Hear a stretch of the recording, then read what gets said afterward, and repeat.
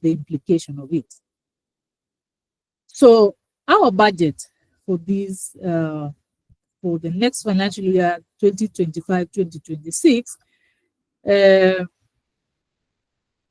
has the expenditure side and the revenue side. So the expenditure we plan to spend, as you are aware, 4.24 trillion in the next financial year, beginning July, beginning next month. So the total expenditure is 4.24 trillion. And that, from that, around 2.49 trillion will go to the national treasury, will go to the national government. And from there, we have the budget for judiciary, which is approximately over 26 billion. And we also have the budget for parliament there, which is around 42.4 billion.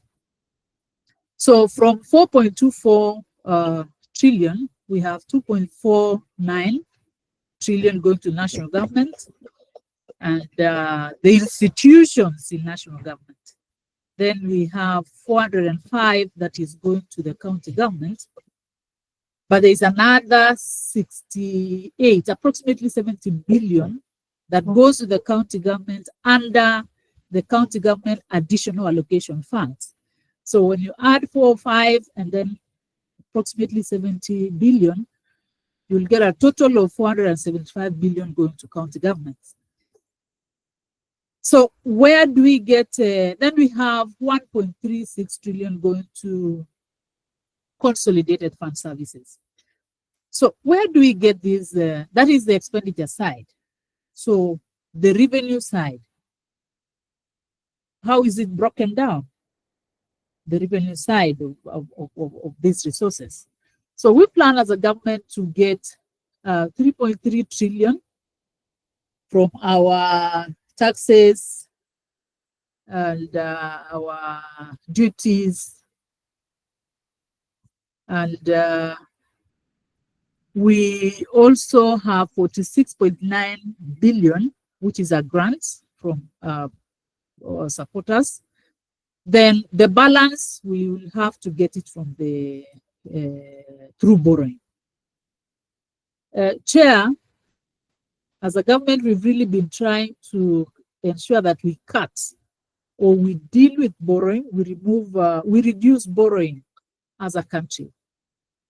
But you see, there is need to balance the reduction of borrowing, at the same time, the development in the country.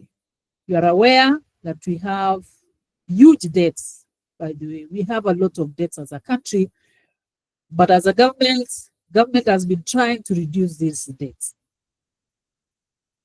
So I was saying 3.3, we get it from taxes and levies and duties. Then 46.9 is from grants, and then the rest, which is 923 billion, is from borrowing. So in summary, that is the breakdown of the expenditure side and the revenue side. So what are some of the budget highlights? I've only given the figures. So what are some of the highlights that were raised by the Cabinet Secretary responsible for the National Treasury?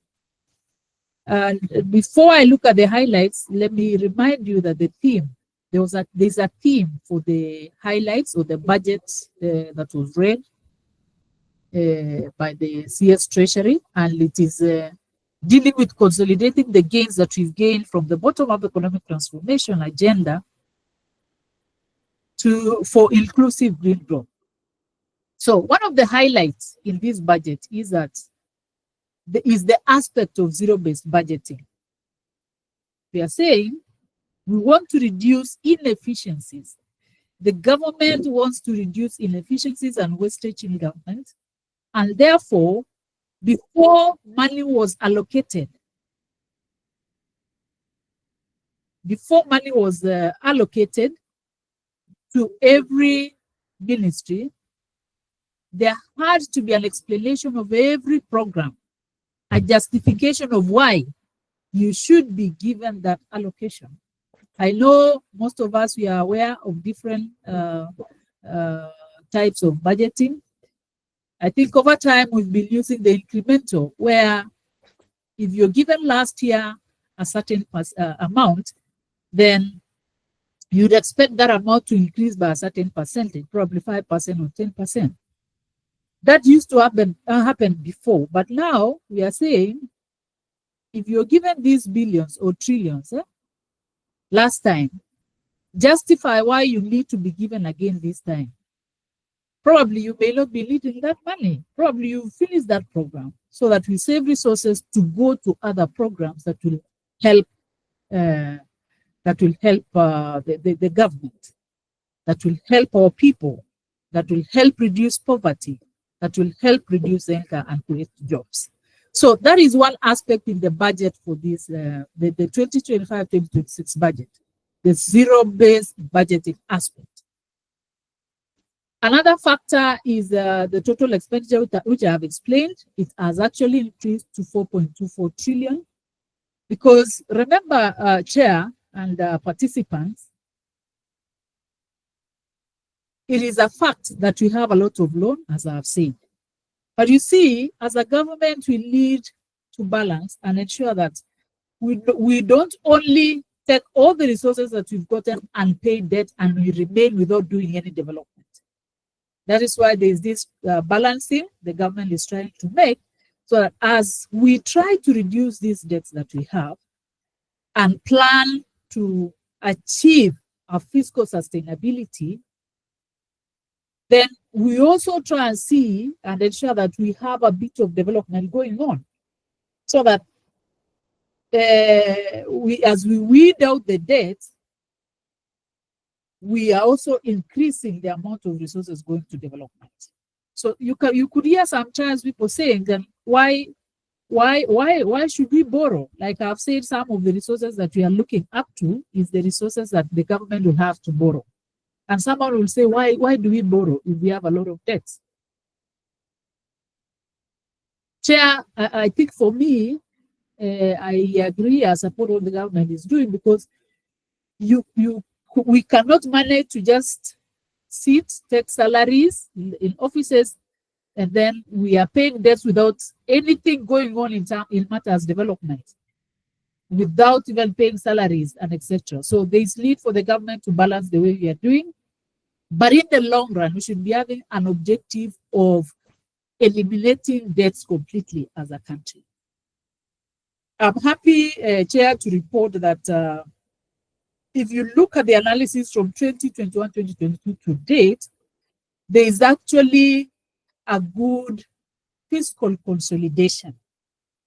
If you look at the budget deficit to GDP, we are at some point we were 14.1, then 14.8, now we are around 16.4 budget deficit to GDP. That tells you that our fiscal sustainability is increasing.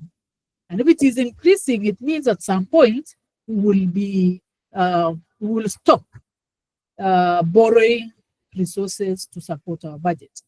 Another good indicator that we have is on matters fiscal consolidation.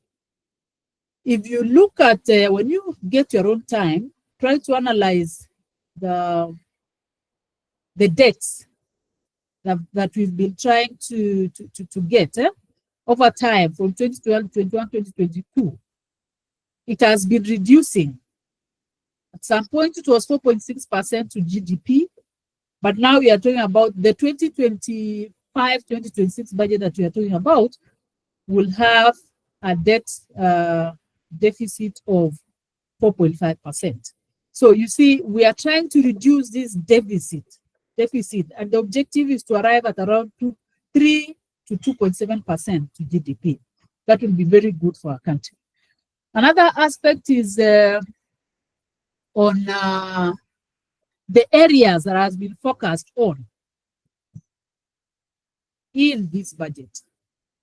This budget, Chair and participants, is really focusing on supporting.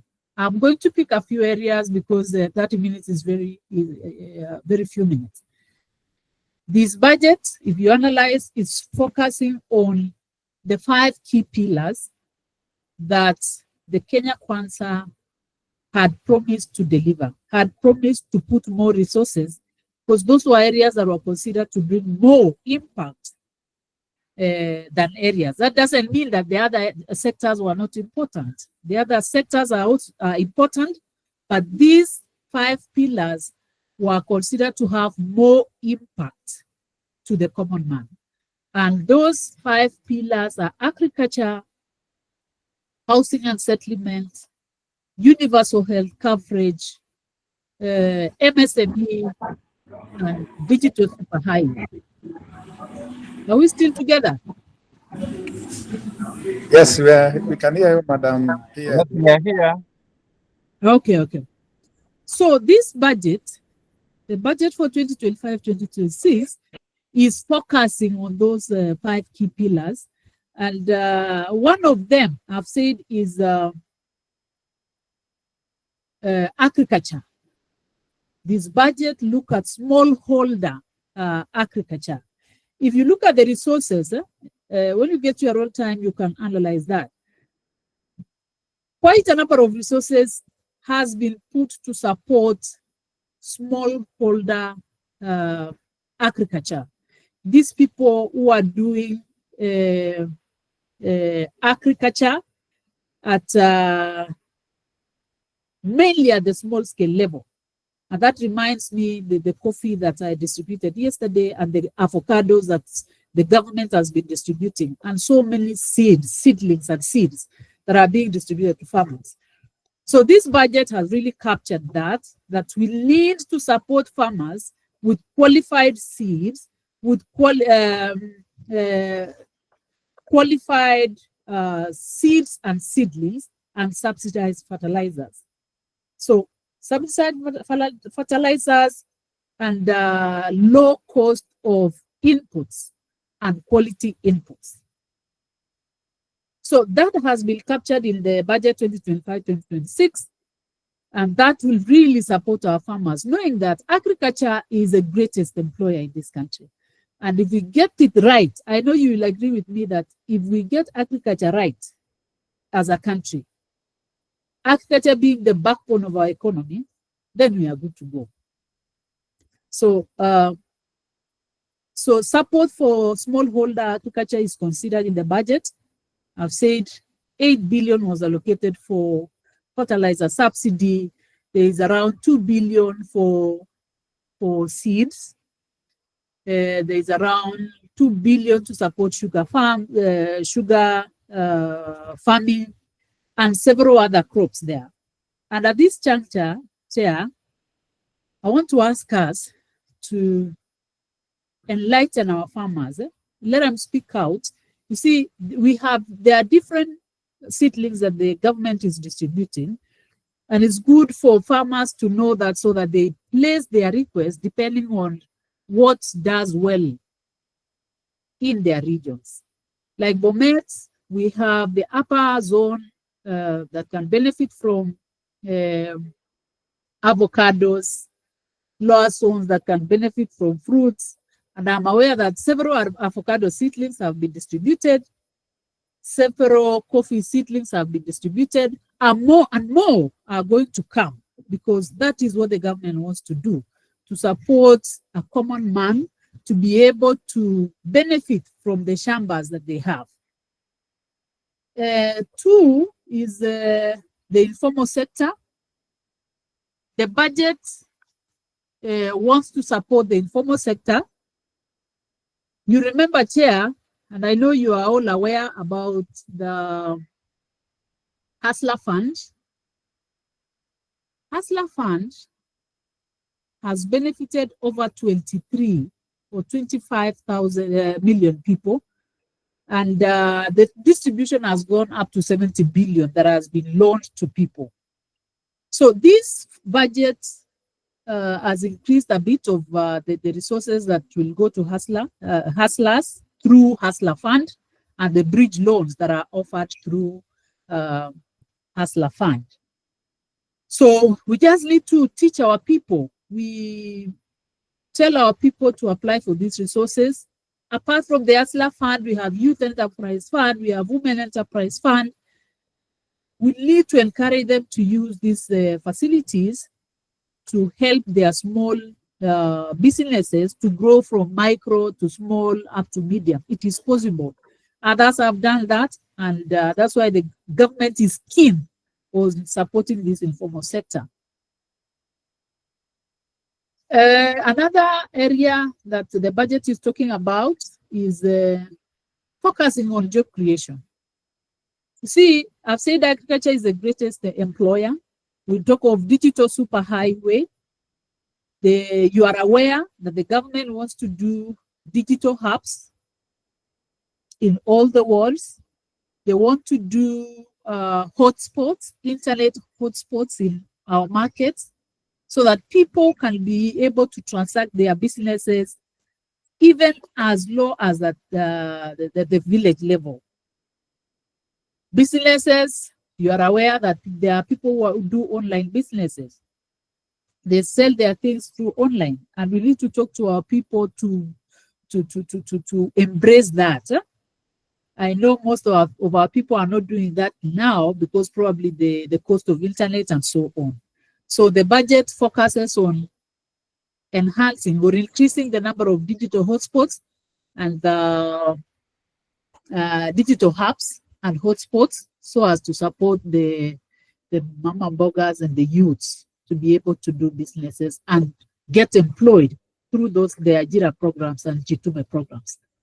The budget also has allocated resources to ensure that they deal with they eradicate hunger. This is to ensure that there is food security. And I'm happy, Chair, that over time, since 2022, we've seen a change in terms of food security. At least as we talk now, the food items are cheaper than before. And the plan of government is to ensure that the food commodities or the basic, the essentials, the food essentials are at a better price, a lower price, so that it reduces the cost of living. So allocation has been put there to ensure that we eradicate hunger, and our people are food sufficient. You know, as we talk, we are no longer importing maize, and this is because of this attributed to good weather that God gave us, and also the subsidized fertilizers that were distributed to farmers, and the strategies, the support that government gave. And at this point, we want to call upon the extension officers to go out and reach to farmers, so that I remember those days when we used to have extension officers going to farmers, training on soil erosion, supporting farmers on several aspects that do with farming. I think this is a time to remind our extension, agricultural extension officers to go back and reach to the farmers, so that whatever strategy the government has, the farmers are assisted to understand and they are helped to use those opportunities to increase their yields. The focus again in this budget is on inclusive growth. It's to broaden the tax base and also to better foreign balances. Now, I've tried, Chair, allow me, I've really tried to reduce. I can see my 30 minutes are over, but I've really tried to cut down on some of these things. Hello? You still have 5 minutes. Oh, no, Chair. So, what on happened? the revenue-raising measures, What happened? Let me now speak to the revenue-raising measures. Hello? Yes? Okay, what happened? Yes. you know, we wasted your 5 minutes doing some introduction, so I'm going to compensate with the 5 minutes additional. Yeah. So you still have 5 minutes. Thank you, John. Yes. Thank you, John. Now, that was about the budget. On the revenue raising measures, now we have the Finance Bill 2025 that is with Parliament. It is, the report was tabled last week. The report from the Committee on Finance was tabled after they did public participation. So coming this week on Tuesday, I'm sure they'll start discussing the report. Then it proceeds to second reading, Committee of the Whole House, and third reading. I also urge us to follow up with that discussion in Parliament so that we understand by the time it is passed, you'll be aware what has been captured in the finance bill and what was dropped. As it is now, this finance bill is expected to raise about 30 billion. About 30 billion. Remember the one for last year, 2024, was supposed to raise over 314 billion.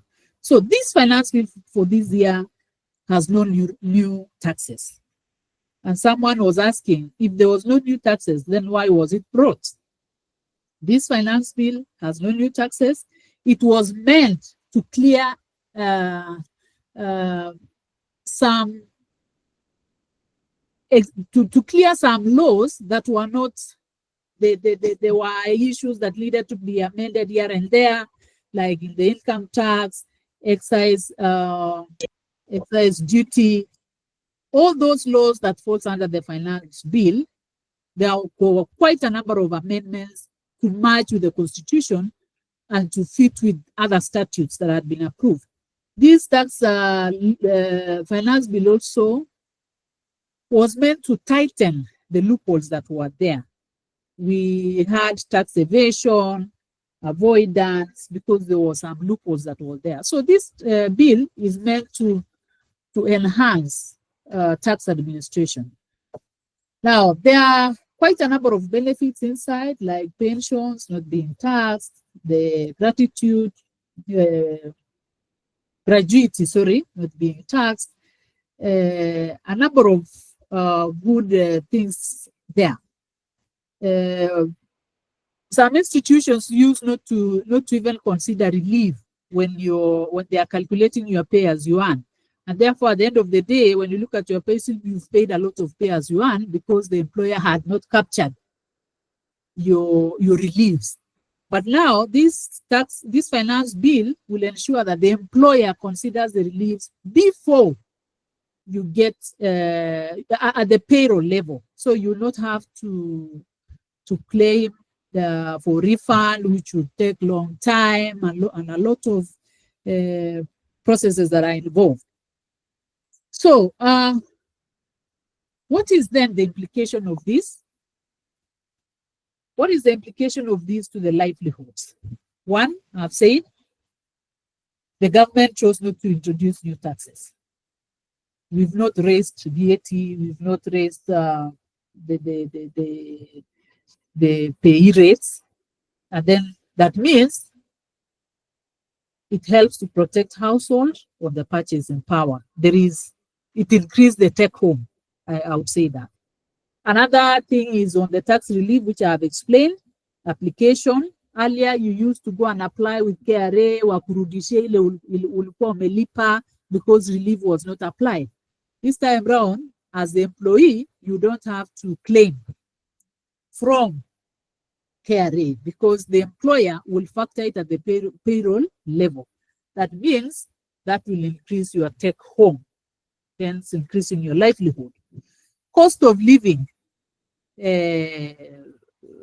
will be easing because now if we subsidize seeds, we subsidize fertilizer, then it means one, the cost we will be having the food production will go high, and therefore the prices of those the food items will be low, reducing the cost of living. To businesses, we've said there is no tax hikes.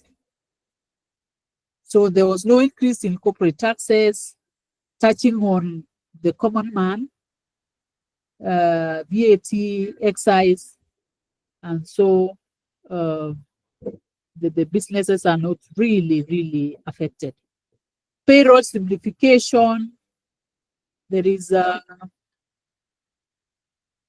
is with in regards to what I've said, application for refund, and there's so many other things. Because of time, probably that will come up when questions are being asked. Thank you so much. Yeah, karibu Daktari for the presentation. I think the session we are going now is plenary, where the participants are given opportunity to ask questions. And my co-host has excused herself for a few minutes, but I would like to give this opportunity. Okay, I think she's still in. Maybe she can take a few questions, then she can excuse herself. I want to usher in JB Ward, Elizabeth, MD Pidelo, to take over in this session of plenary, where she's going now to read the questions which has been raised in the chat box, and maybe you can take an opportunity to have an opportunity to respond to those questions. So JP Ward, this is your opportunity. Karibu. You'll not leave the conference until maybe after 10 or 15 minutes. Karibu. JP Ward, are you in?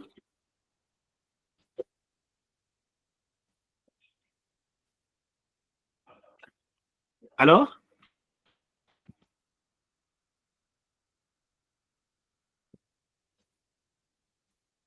Okay, as JP Watt is organizing, I would like to maybe ask one question which has been raised here on behalf of her. Someone called Brian Koech is asking, agriculture is backbone of the economy, I think. Mheshimiwa, we request for last mile distribution of fertilizer, seeds, and also education to our farmers in grassroots. I think this question implies that, in fact, even I wanted also to raise the same. We know it has taken a while since the government employ agricultural education officers. So I don't know how the government is planning to collaborate with the counties so that this strategy of ensuring that last mile distribution of fertilizers, and at the same time also extension or giving skills, so that at least we are able to increase productivity. So that is the question raised by this gentleman on agriculture. I think maybe you can comment on the same. If there are plans to have mass recruitment, because it is true, agriculture is the backbone of the economy. And unless we put more emphasis in skills and knowledge transfer, and at the same time also providing the inputs as you indicated, we may not realize this food security aspect. So, PS, Yes. Chief Guest, you can respond on that first as we wait for JB to come in. Thank you. Yeah, thank you very much. As I said earlier, as a country, we don't have an option. We must get right in agriculture because, yes, it is the backbone of our economy. And what Brian is asking is really very true. But I know there's a progress that has been done. Earlier, when we started the fertilizer subsidy, it used to be collected at the county, at NCB, National Cereals and Produce Board. I remember I picked mine in Bomet, but now we are picking at Kembu. So there was a discussion that was done by national government and county governments for county governments, because agriculture is a devolved function, for county governments to assist in the last mile distribution, to move the fertilizer close to the Manainji. And I think that is happening because currently I pick mine at Kembu and I used to pick at Bomet town. So that needs to be escalated further if farmers could pick them from at ward level, from their wards, then that will be good, and that will be really a plus for all of us. So I know progress has been done, but more needs to be done. That is a conversation now that counties needs to, as was discussed earlier, counties needs to support to ensure that moves to the ward level, so that we help our farmers. Number two, on the education. I'm aware that counties used to have national government before devolution came. Then there was agricultural extension officers who used to do a very good work. When devolution came, it's like they were left unutilized for quite some time. So I don't know the status of the agricultural extension officers now. I want to believe that there is someone from county government in this among us, the participants. They can update us on the agricultural extension officers, how they are faring on, and the status as which they are helping farmers. Because if they are no longer there, then that needs to be introduced. Farmers needs to be helped so that they get to know the kind of fertilizers even they are supposed to apply for their crops after the soil testing has been done, and then soil conservation and those many other things. Like yesterday when we were distributing coffee seedlings, I had to call someone to show farmers how to plant coffee, and it was very interesting. Some farmers were like, no, I took mine and I planted like any other tree. So you see, the yielding of that particular tree will not be compared to the one that was planted well, digging the right holes and putting manure. So farmers needs to be trained, and I agree with Brian. Agricultural extension officers needs to go to the villages and train farmers. So I would want to check the status, whether they are still there, because they are at the county level. Thank you. Thank you for the response. I want to give this opportunity to two gentlemen to raise their questions. One is Frederick Koskei, followed by Daniel Kibet-Koech. I think Daniel is in Hungary. Debrecen University is a member of technical team. So we start with the Frederick Koskei. Koskei, take your mic and ask your question. Thank you. Thank you very much, the chair, and also our peers, Dr. Aurelia. This is CPA Frederick Koskei. I work with the county government, and also I'm a Bomet County representative for ISPAC. So I want to respond on the issue of counties. Yes, agriculture is a devolved function, and with devolved function, we still have a low budgetary allocation, especially to the agriculture, like the way I see also in the national government. We currently have a few staff who are aging, and also, of course, there are some teething problems on the workforce because of maybe the promotions. That is why you find that agriculture now, extension service is demand driven, which when the guy who was planting could have come to the office and requested for the service, they could have been assisted. So I also take this opportunity to ask a question. PS said that agriculture is really the backbone of our economy. But when I checked the allocation, we allocated 47 billion to agriculture from the national government, and I hope also the counties will allocate some small amount. That is 1% of the total budget. And we are required to allocate at least 10% for sustained growth of 6% in agriculture, so that we are in line with the Malabo Declaration, because most of our economies, the developing economies, depend largely on agriculture.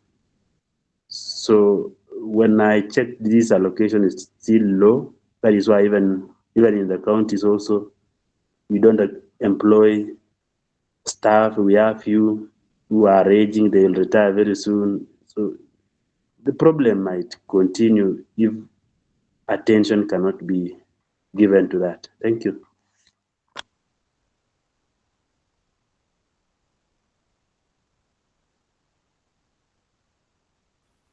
I wanted to at least take 3 questions, but so far two have raised their hands.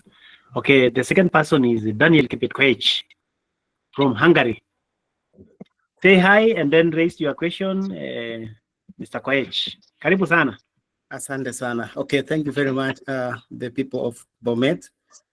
Thank you, PS, for taking time to come and clarify to our people the packet that was just read. Okay, mine is, I have some questions, but I will begin with the public debts that we currently have. And I can say the Kenya Kwanza government, our government is really trying to reduce gradually this debt sustainability from 55, from 63.0 2024 to something like, I think it is coming down gradually according to what I can see here. But I wanted to talk about this debt because I realized that in Kenya or in our homes, we also survive on debts. Like kila mtu anadaiwa, and we rarely have money for savings. So, Mheshimiwa, or our peers, how can you advise our people to at least make some little savings so that we don't continuously rely on debts? I have a question concerning the allocations to the agricultural sector. I discovered that there are new cash crops that we can also maybe plant in Bomet. So what is your advice to the farmers of Bomet concerning not only the distribution of seedlings, for example, the coffee or tea, but also value addition, especially now that the government is really trying to exempt the taxes on packaging materials. So how will our people benefit from planting and adding value before selling the produce? Because we realize that we are losing a lot as just farmers. We need to invest in this. And in connection with that, could you please also tell us if there are some EPZ zones in Bomet where our farmers can, or our small manufacturing facilities can be put up so that this value addition can be done and our people can benefit. Number 3 is I realized that there is a lot of misinformation concerning the budget allocations or whatever it is, and that is what likely led to the resistance that we witnessed last year. And even this year, there were a lot of fake budgets circulating in social media, with the government not taking maybe enough steps to mitigate this. How, as the government, how are you planning as the government to address this issue of misinformation? Because I realized that even the Minister for Finance was asked a question just out of the fake budget that was on the social media, because we need a lot of civic education for our people. And finally, I want to address the issue of revenue raising. The government is really trying to reduce this borrowing, and but there is another kind of borrowing which I can see, that is domestic borrowing. I would request that you enlighten our people on how they can tap into this, because if the government is borrowing from the people, maybe through central bank, whatever issues they are giving out, how will our people maybe invest on this? Because they'll also be part of development for our people of Bomet. Otherwise, thank you so much for your presentation, which was very clear. Kindly respond to those questions. Thank you. Okay, maybe because the two gentlemen have raised more than 2 questions each, I will not pattern you with additional questions.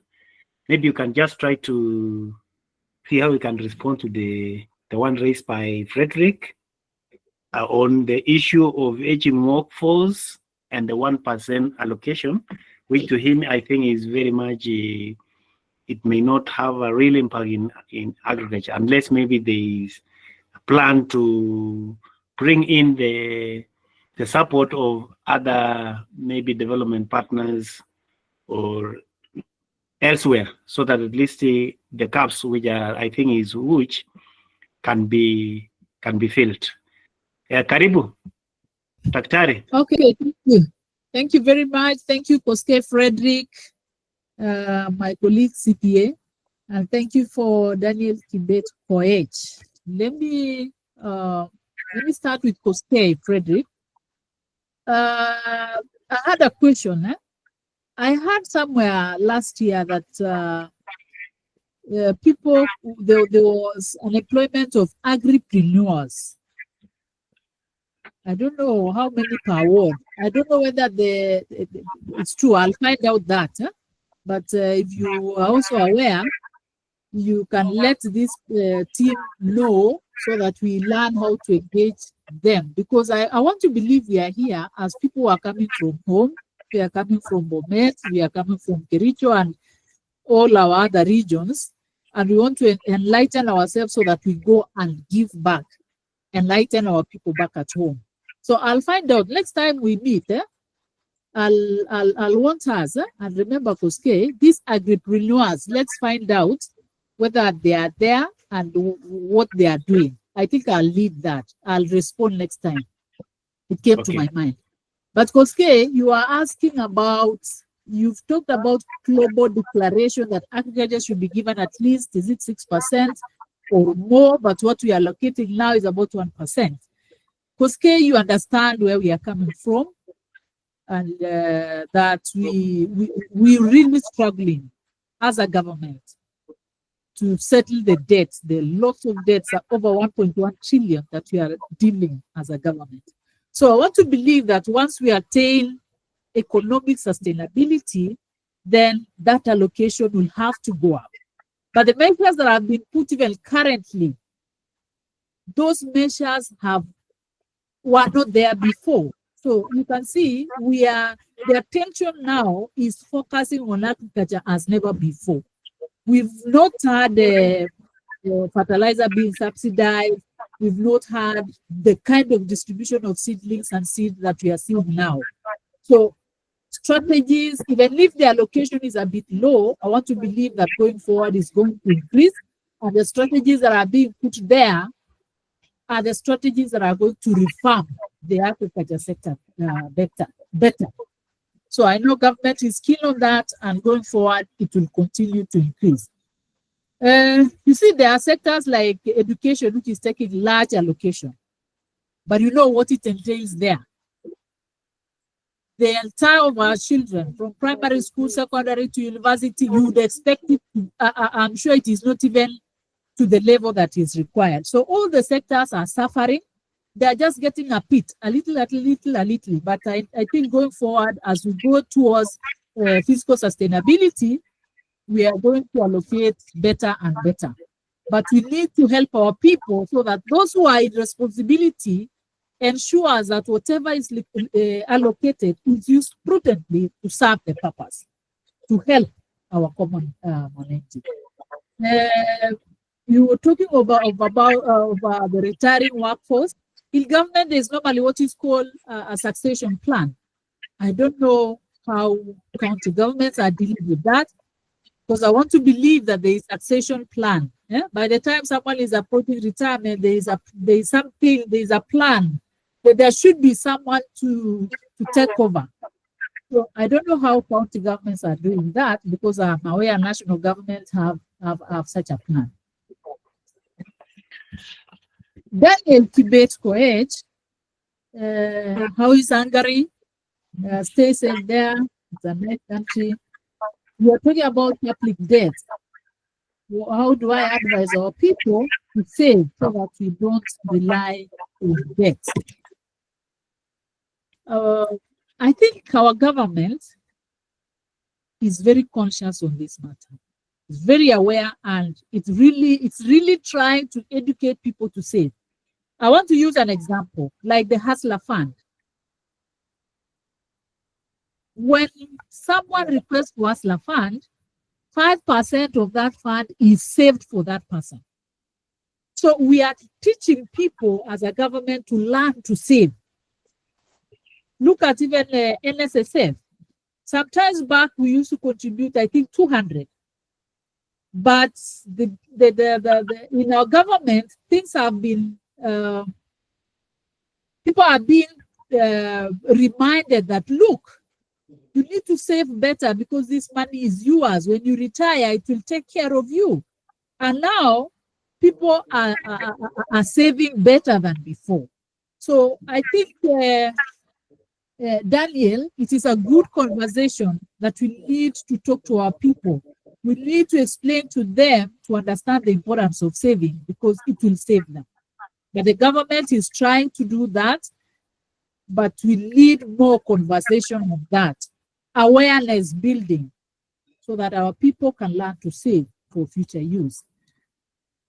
You are saying there are new cash crops, like I said, pyrethrum. You remember pyrethrum used to do well, Kitambo. I remember when I was young, we used to have a lot of pyrethrums in Chemaner, where I'm coming from. Later on, zikaisha zote. Yeah? But now, the pyrethrum sector has been reformed. Yeah?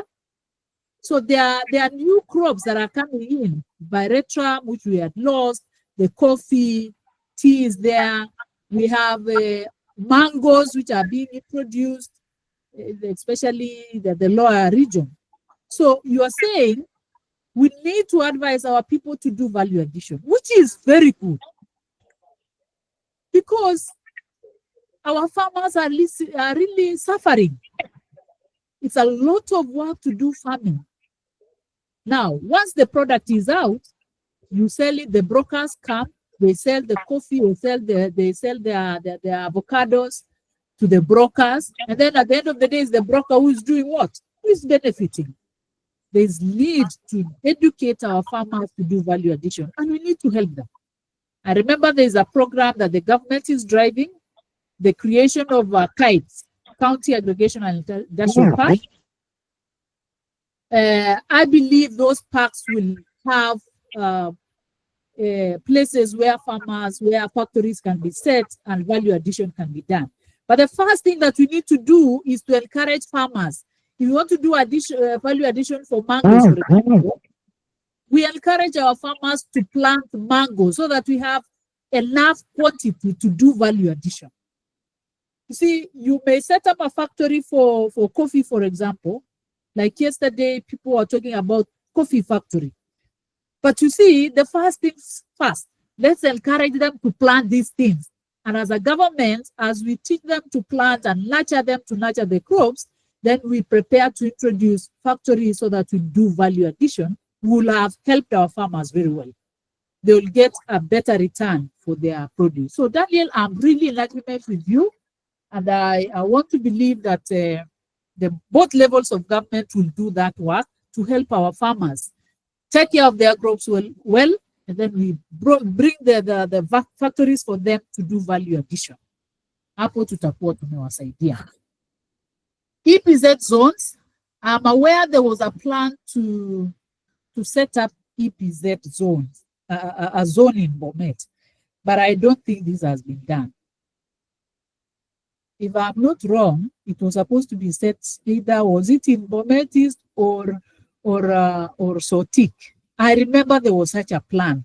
So I don't know the state where it has reached. Probably you allow me, Chair, and all of us, we find out. I'll find out the status from here, and then next time we meet, we talk about it, because these zones are also good. They are going to benefit our people in terms of employment, in terms of our value addition also for our produce, and so many other benefits that come with it. And it is good for our counties to have these zones. Plus also the KIPES, I've said the County Aggregation Industrial Park. I remember last time I checked, there was one that was supposed to be set in Sotik. That one specifically was going to Sotik. So I don't know the status. Last time I asked, the chamber was being looked for. I hope it has been obtained. But the first thing, Chair, according to me, if you ask me, is to ensure that these farmers have enough quantity of these things that we want. If it is coffee, let them plant as many as possible, so that when we start adding value to them, we have the right quantity, and we will be able to source from other places, but we also want our farmers to benefit. So we need to speak to them. Misinformation and disinformation. Daniel, you are very right. There has been a lot of misinformation, disinformation in the country. And I don't know why a lie moves faster than ukweli. Because I saw CS Badi the other day. He really tried his best to do public participation on the finance bill and even the budget. And you would see someone really asking questions on a different thing altogether, confidently. Someone asking why we are taxing newborns and so many other things. So it's a really big challenge that we have as a country, but we need to strategize on how to face it. You understand the fights that has been there. Back there's Nafika a point, people are taking advantage of something to escalate it just because they wanted to paint a bad picture on someone or on the government. But I agree with you. We really need to try as a government as much as possible to ensure that we fight this disinformation so that our people can argue based on the right information. Revenue-raising measures. If you look at the budget deficit that we have, about 68% of that budget deficit, we are going to get it from domestic source. 32% is from foreign source. And you know, I would see some people discussing, when was it? That, oh no, why are you doing domestic borrowing? Why are you borrowing a lot of resources domestically? But you see, there are benefits to that. One is that it reduces the exchange rate risk. Daniel and participants, you remember early last year when the exchange rate hit, was it 161 per dollar? Let me tell you, the debt servicing increased by 40 billion alone. 40 billion. So every time you take a loan from outside, you don't get it from the local currency.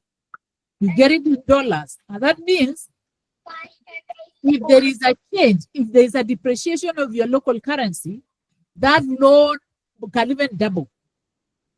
That loan will go high.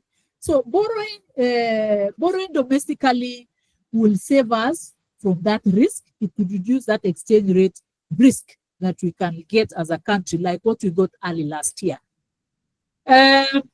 we are also supporting the domestic capital markets. And that is what you were saying, Daniel, that we need to talk to our people to take that opportunity. When the government borrows from domestic market, it's actually supporting the domestic capital markets. And so by borrowing through the bonds and treasury bills, and therefore as a people, we need to take advantage of that, try this, buy these treasury bills, buy these treasury bonds, and after some time you get a return. Last year, it had gone high. Treasury bills had gone up to about 16.something%.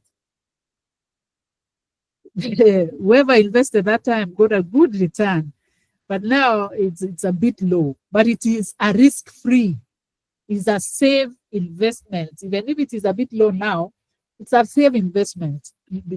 That's why most banks and institutions prefer lending to government through treasury bills, because it's a risk-free investment. So we need to encourage our people, when treasury bills are floated, treasury bonds are floated, infrastructure bonds, let's buy them. It is an investment that is risk-free. Another thing, Okay. allow me to explain about domestic borrowing again, because I had seen there were a bit some issues. There is this benefit of lack of conditionalities. You know, for you to borrow from external sources like IMF and World Bank, they have a lot of conditionalities. They have a lot of things that you've got to negotiate and agree before they give you the resources. And so the borrowing locally doesn't have that. Anyway, there are some other issues associated with local borrowing, but if you balance the two, we chose as a government to do more of domestic, even at this point in time where we are still struggling financially as a country. I think I've exhausted what Daniel asked. Yeah, thank you. Yes, you have already exhausted. I would like to, because of time, seeing time is really gone. We are supposed to have ended the conference by around 9:10. I'm seeing now we are only 2 minutes to 9:10, because I did not want this time to extend beyond the time allocated. However, I would like to maybe to be a little bit flexible and just give an opportunity, at least 3 more people, ask 1 question each. If you are given an opportunity, don't raise 2 questions. Raise 1 question that you think is very significant and can add value to the discussion of today. So I have someone by the name Noah and Amos Rob. I'd like to give the 2 opportunity to ask their questions. And then after that, I will give a J. Pivot Elizabeth to also make remarks and maybe say something. Make our final remarks about the same topic. Then up to that point, maybe we'll be now closing the conference. So the first person, Noah. Karibu. You've written Aman Noah. Someone of that name. Are you there? You've raised your hand. Take your mic and maybe say something. Just 1 word, one question. If you are not ready, then I can give to Amos Rob. Amos Rob. Thank you very much. Yeah, I'll be as previous such. So yeah, 1 question. One question, but before I make that 1 question, to our Madam Dr. CPA Aurelia Rono, thank you very much sincerely for enlightening and well-delivered presentation on the finance bill. It is both timely and taught. I would like to express on behalf of some of us how truly fortunate we are to have a leader of your caliber who possess not only deep insight to economic and financial matters, but also their ability to clearly articulate the complex national issues in a way that resonates with the realities of ordinary citizens. Your engagement with the public, your clear explanation and your response to questions concerning implication of the financial bill on our livelihood, particularly in the current economic climate. Not only climate, but only our real issue. Reflect true leadership. We are proud to call you our mentor and role model. That said, I would like to see further clarifications on one critical area in light of prevailing global geopolitical tension, notably ongoing Russian-Ukraine conflict and current situation involving Israel and Iran. As the finance bill consider the potential impact of such event on our national economy, specifically, I'm interested to know how does this geopolitical conflict might affect inflation rate, energy prices? Whether the bill included the provisions or safeguards to mitigate external economical shocks arising from such global instability, such as ongoing Israel and Iran. Thank you once again for your commitment to public service, your transparency for opportunity to engage. Okay, the second person is, let me just see. There was a JB Watt.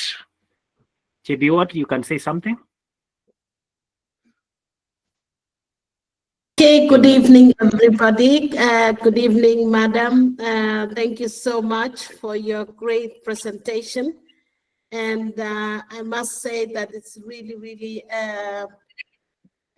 impressive that you have taken your time to come and speak to our people and to share your thoughts and aspirations about the financial bill. Now, I want to just say a couple of things. And with regard to, I think that what has been put in place by the government is brilliant.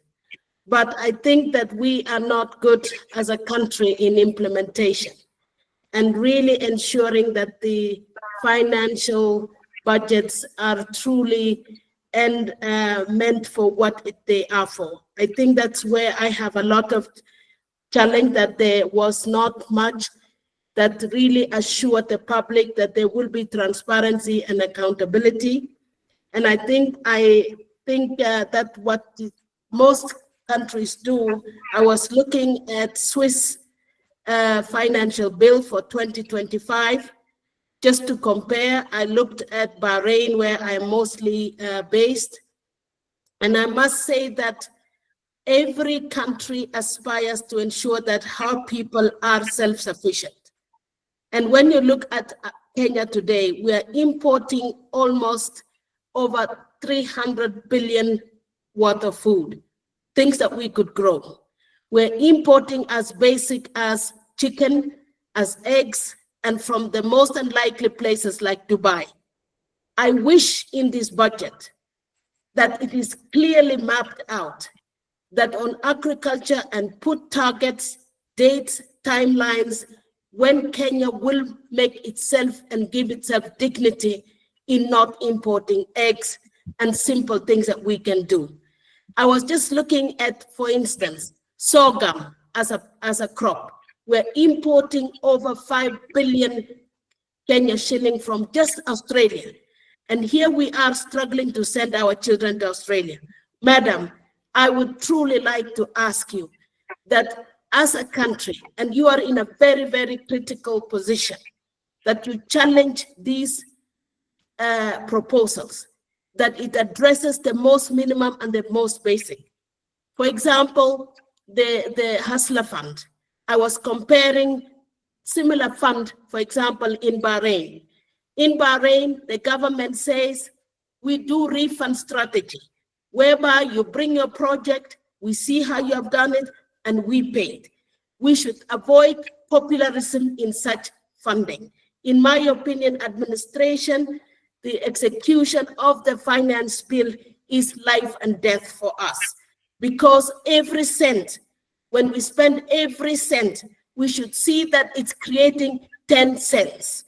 When you look at also the expenditure on government, it's actually unfortunate that just MPs, women reps, and senators spend over 3 billion every year, and yet we do not see return on investment. I wish these things could be challenged. Expenditures, administration should be really focused on. I believe also yourself, madam, we should challenge how these funds are truly executed. I will not add any more. I'll just ask Kenyans that let us be vigilant. We are the paymasters, that each one of us should scrutinize, should ask questions. I do ask for my village. When a road is to be made, are you there to ask what size of a road, how many stones, how many marams should be put on that road? Because we are the eyes. So I urge every one of us, as much as we're looking at the government, let us also take that responsibility, personal responsibility, to ensure that we are getting value for money. Thank you very much, madam. May God bless you in your great aspirations and great work. We're really humbled that you have spent 2 hours with us. It's not very normal and typical that our leaders take time. You're exceptional and really proud to have attended this section with you. Good night, everybody. Thank you, Chebiwat. I think the last question, I want to keep to Edwin Rotich. Then Dr. can respond to the 3 questions. Edwin Rotich, where are you? Then after that, I think we should be winding up now. Yeah, yes. Take your mic. Okay. Ask one question only. One question. Okay, it's just an addition. Can you hear me? Yes. It's just an addition, maybe just to add shortly about. Okay, I just want to wish to extend my heartfelt gratitude to the Principal Secretary Aurelia for the outstanding and thoughtful, provoking presentation delivered today on the financial bill. So I just want to say that your ability to break down the complex financial concepts into clear, relatable insights was truly impressive, and we greatly appreciate by all in attendance. So your leadership, transparency, and the commitment to engaging the stakeholders in open dialogue reflects a deep understanding on the crucial role that is on which the public participation plays in shaping sound fiscal policy. It's worth noting that such a high-level, open and informative engagement has never been witnessed in the previous governments. So this level of openness and direct dialogue with stakeholders marks a new chapter in governance. So I would like just to thank you because of that, and we really strongly encourage that such forums be held regularly as they empower the citizens with the knowledge they need to understand and support the critical nation policies. So thanks once again for your exceptional presentation and for setting a new standard in public engagement and service to the people of Kenya, because this is something that we've never seen before. And then, you know, there's something that we had conceptualized about the financial bill. The financial bill itself was, I think it was spread in a very negative way, and everyone has really taken it very negatively. So it was negated and everything has been taken so negatively. But with your explanations that you've given us, we've really appreciated, and we've really seen that this thing can really transform our country. So kindly, let's just try to do much engagement to the public and even public participations so that people can get to know much about this. Otherwise, I would just like to thank you, because such a thing has never happened in Kenya before. But if you do such, this awareness is going to get to the level of the common mwananchi, and everyone will be in a position to understand exactly what the financial bill means. Otherwise, I want to thank you, PS Aurelia, for that, and be pleasant. And thank you so much for taking your all time to get to engage with us. Thank you so much. Thank you. Karibu. Yes, Madam Daktari, you can maybe respond to the question raised by JB Watt and the other gentleman. I've forgotten his name. Yes. Okay, thank you, John Betts. Let me start with Edwin Rotich. Thank you very much for the comments. And I think this is the way to go.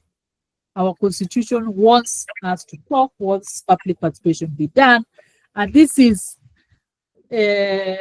what we are supposed to be doing, as you said. And I appreciate your comments. Amos Rob,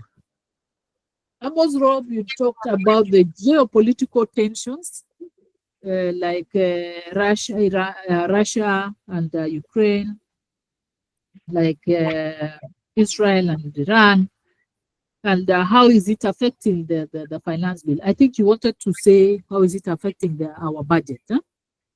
Because finance bill is about the revenue raising. How are we getting resources for this budget that we've done? When there are geopolitical issues, it definitely affects several countries. Like as we get our petrol, we call it what? Some of our resources from other countries, like fuel, for example. And when there are geopolitical issues, of course, the prices of such commodities will go high. And therefore, the country needs to be prepared to get to know how to deal with that. Sometimes when it happens, it also affects a number of macroeconomic indicators, like even the exchange rate. And you remember we said some of our debts, we get them externally, and therefore when the exchange rates are affected, our debts are definitely affected, and means there has to be an adjustment in budget to capture a recurrent expenditure amounting to what's increased in terms of debt service when the exchange rate changed. So of course, definitely it affects, but I know the Treasury is in a position to manage that and see how best to address. We are hoping and we are praying for such geopolitical tensions and issues to be suppressed and to be dealt with so that it doesn't affect countries. As I go to Chebiwa's question, let me also say this.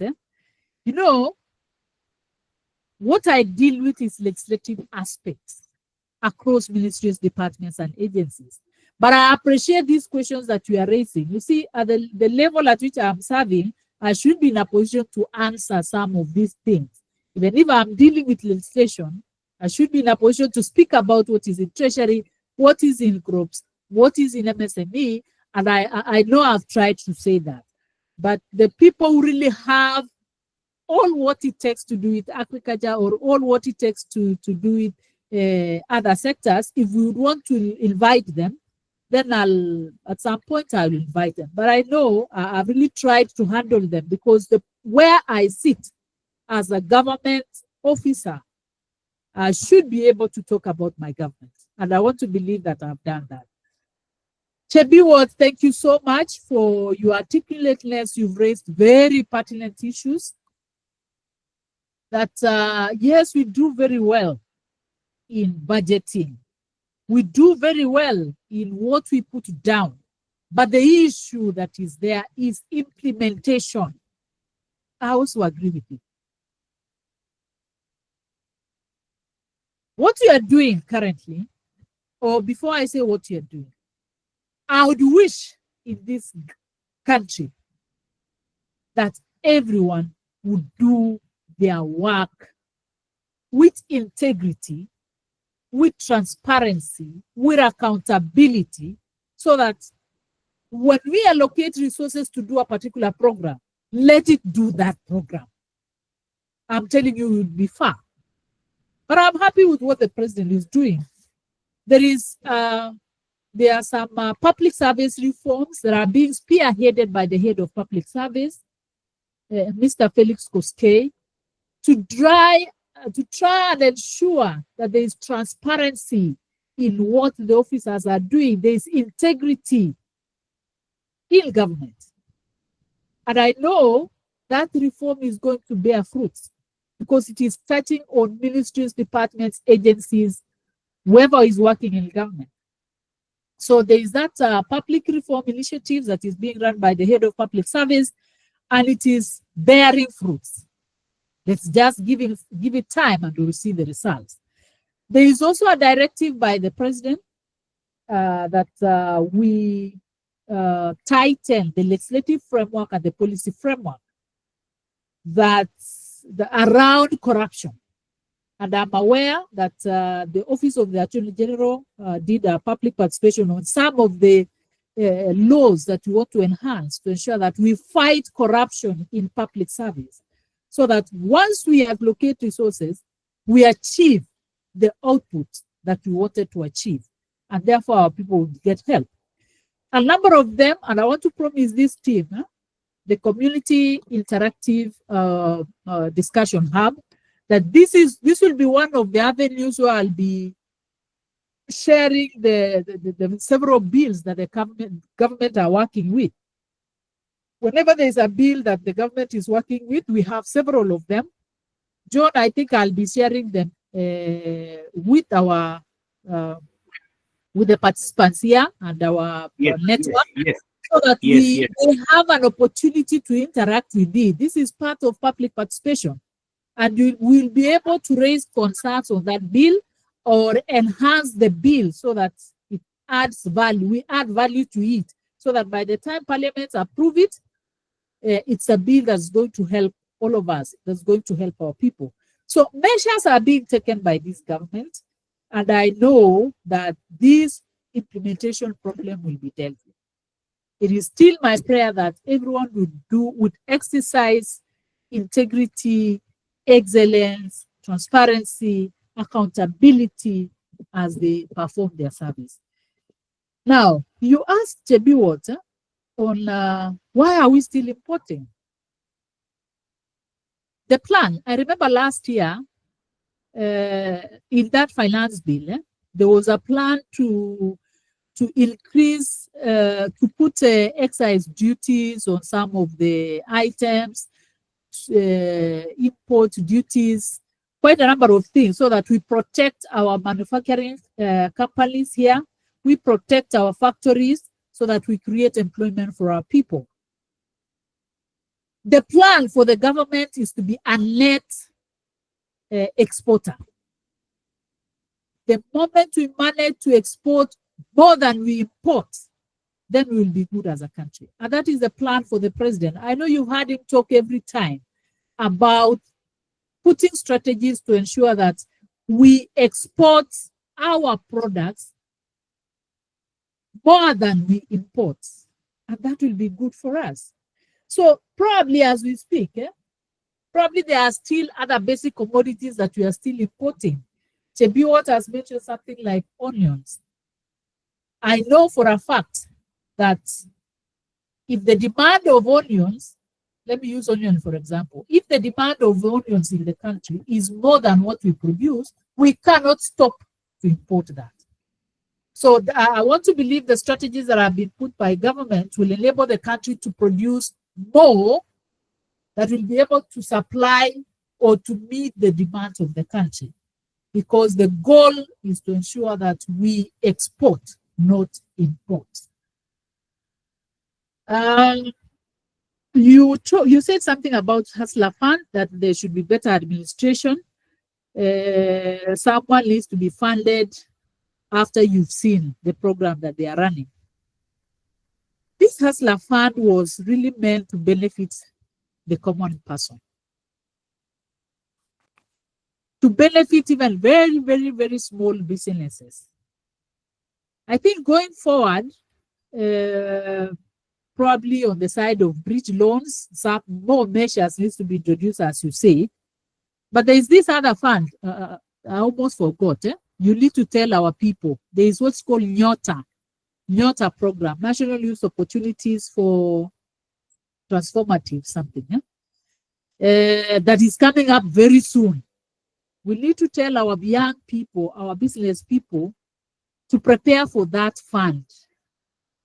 It's going to be rolled out probably in the next 2 or 3 weeks. I think the requirements will be shared, but I'm saying this in advance because I know it's coming, the NYOTA program. So when it's rolled out or when it's advertised, we can come and discuss more about it here. That's a program that will benefit our people, our business people, a lot, because they'll be given a grant of 50,000 to support their businesses. So better measures, JB is proposing that we need to analyze their businesses before the loans are given. That's a good proposal that needs to be considered. Return on investment. You are saying PS, MP, senators, women reps, and all those other people is there return for money? They are getting a lot of resources. You see, these are members of parliament and they have a clear mandate.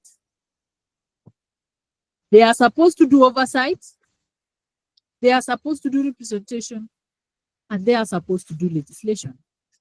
I think when they do that, those three functions, I want to believe we will say there is return for money, because that's what they are paid to do. I know they are doing quite well in terms of legislation, but they need to do to also improve on matters representation and oversight. They need to be thorough on oversight, so that they ensure that the resources that have been put are put to proper use to benefit our people. So let me not say much to do with that. They let them do their work, let them do their mandate to protect the resources of this country.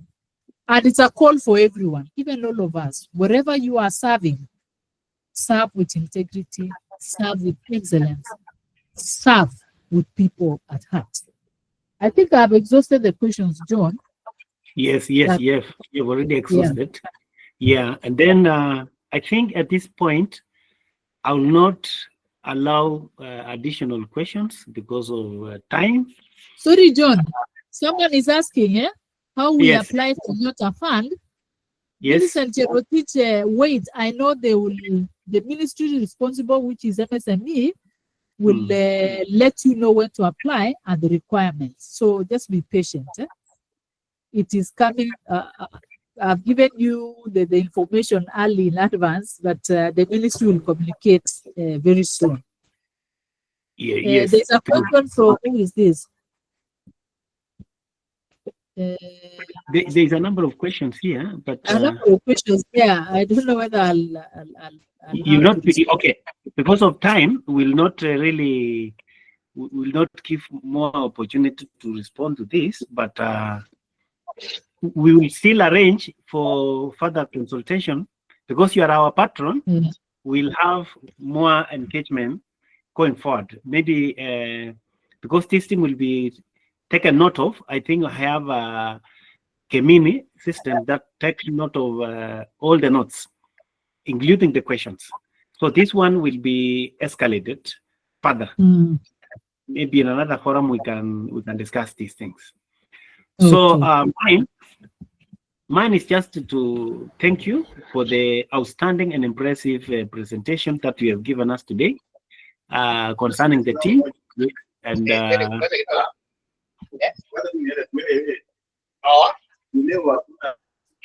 I will not allow more questions because of time, please. So allow me just to summarize. We'll be having this conversation every week. As you are all aware, Aurelia is our patron. And every time we need her, she will avail herself because he's our leader. So I want to appreciate her because of getting time for a senior government official to have time like this. Even I know this, she could be even having more of these conferences, and therefore, because of this, we would like to appreciate even this gesture. She has already talked to us about several strategies that the government has put in place to make sure that our lives are better this year compared to previous years. She has talked about reducing inefficiencies, focusing on development, reducing deficits, and also giving highlights like on the aspect of agriculture, the smallholder agriculture, the informal sector, the job creation through digital platforms, and then more importantly, also she touched on the aspect of having employers now consider relief just before making taxes or making deductions, which I think has never happened before. So therefore, I think also the issue of no taxes, which means it implies that without further taxes, it means our cost of living will at least be better than previous years. I want to appreciate the participants for the active participation you have shown today. It has been a very important, it has been a very active session. We've learned a lot, both from the presentation and from the reactions. And I think this one will enable us also to go and even consult even other channels like the websites where this information is shared, so that at least we stay informed and even make better decisions before the budget, because we understand that the finance bill is not a budget. A budget will have to be later and will have to pass through the parliament. So allow me to appreciate. Chair, if you allow me 1 minute. Yes. Budget is in parliament now. It has been approved, the budget estimate. They are only waiting for appropriation bill to complete the process. Okay. Yes. Okay. And then finance bill is going to second reading. Okay. Yeah. Thank you for that clarification.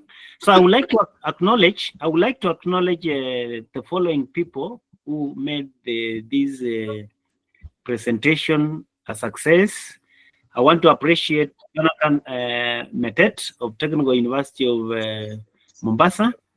I would like to appreciate the sign language interpreters, Millicent Cherotich and Purity Chichi from Mombasa.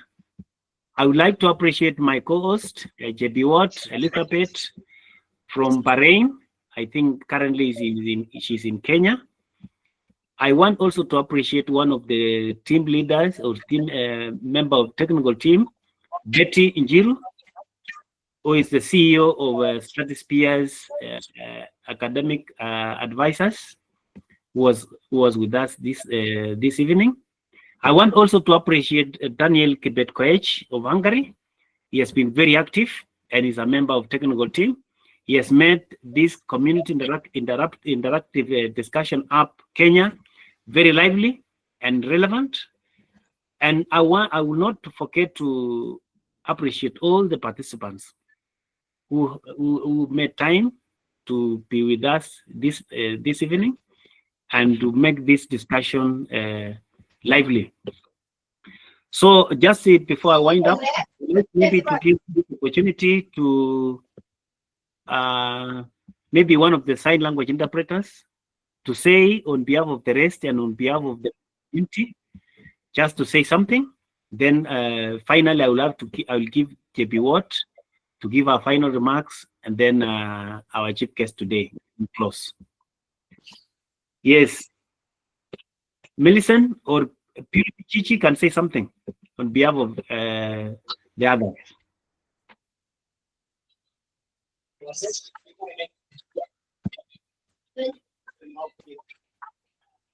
Hello, good evening, everyone. My name is Purity Chichi from Mombasa County. I'm a sign language interpreter. I'm very glad to be here. Disability is not inability, and I'm also happy to be a part of the youth to come to this show to get to know experience from people with different confidence, different background, and also I get to understand on the ways to go. It was really a pleasure to meet you, PS Aurelia, today, and to get the knowledge about the finance bill, inside and outside of it, and how to go about it. I'm very happy to be here, very happy to be a part of this parcel. And let us all remember that disability is not inability. We have our sisters, our deaf community, who they can't hear us, but they're able differently.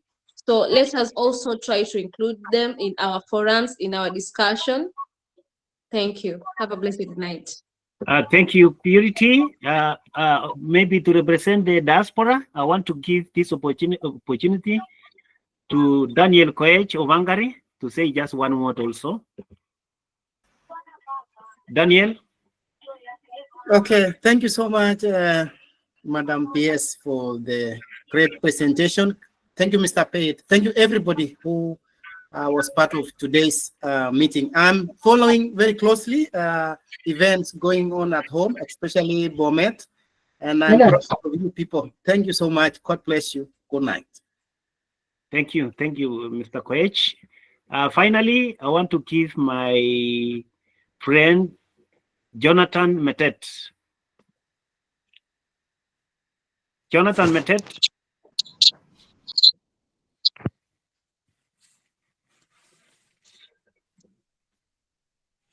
Jonathan Metet, are you there? Hello?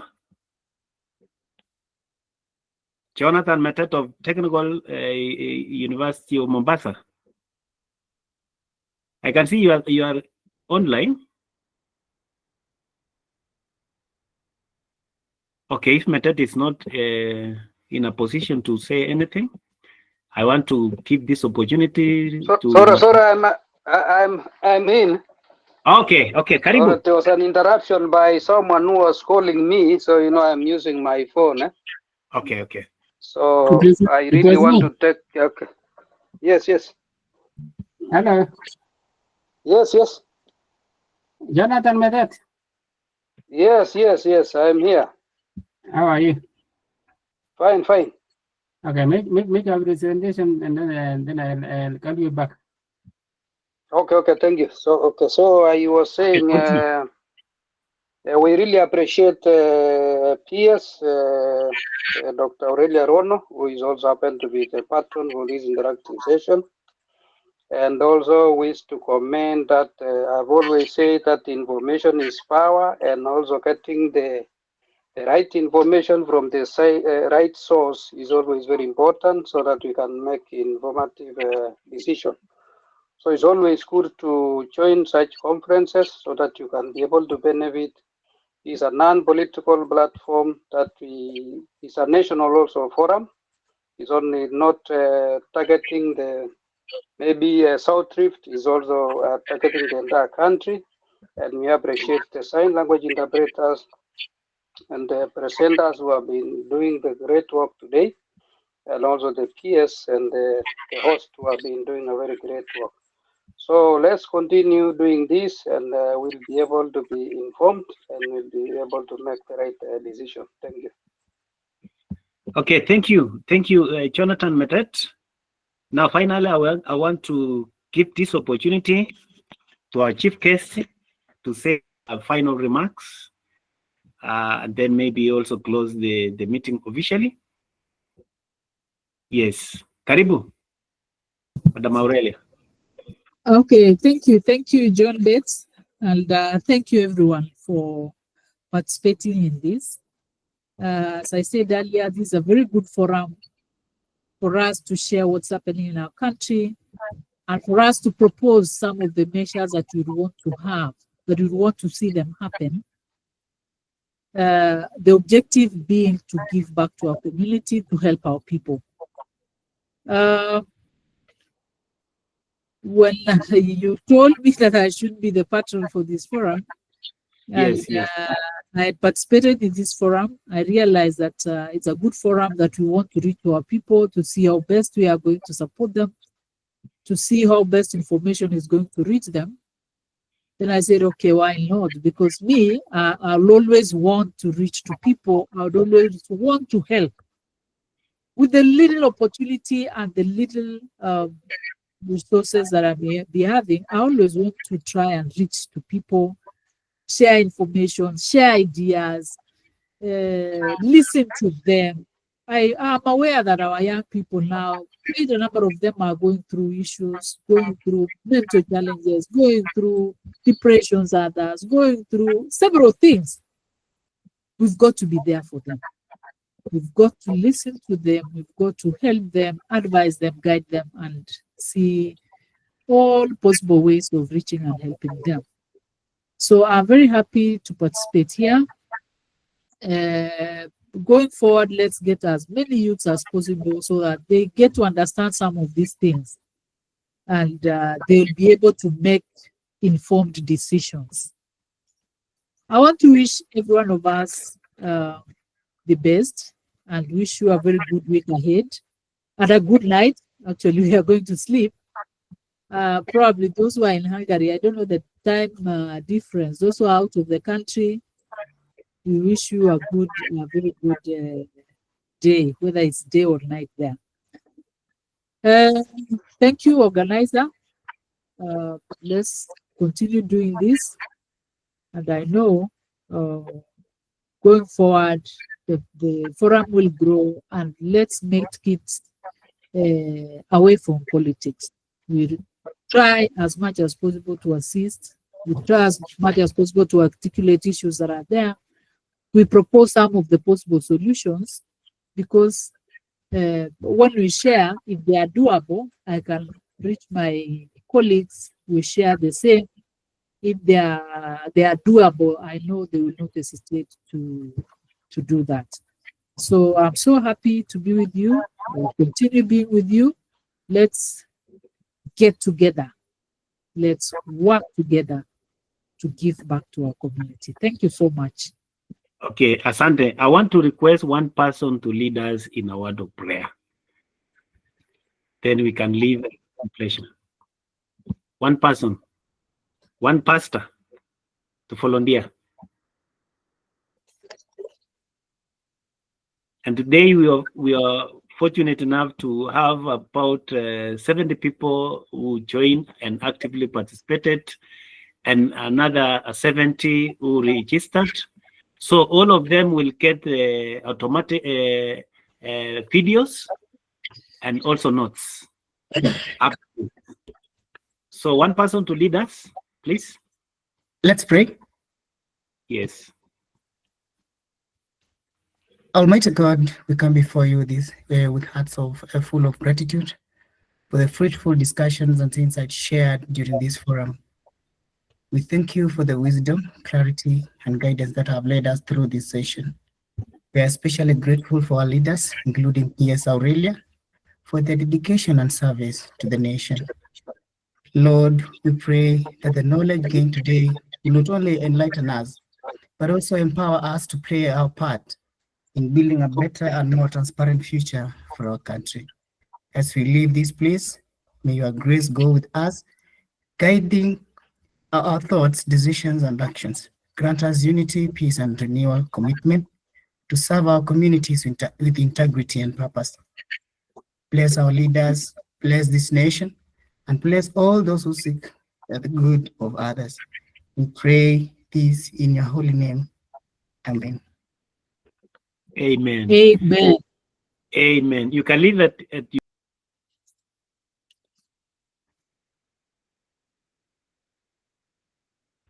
Thank you very much.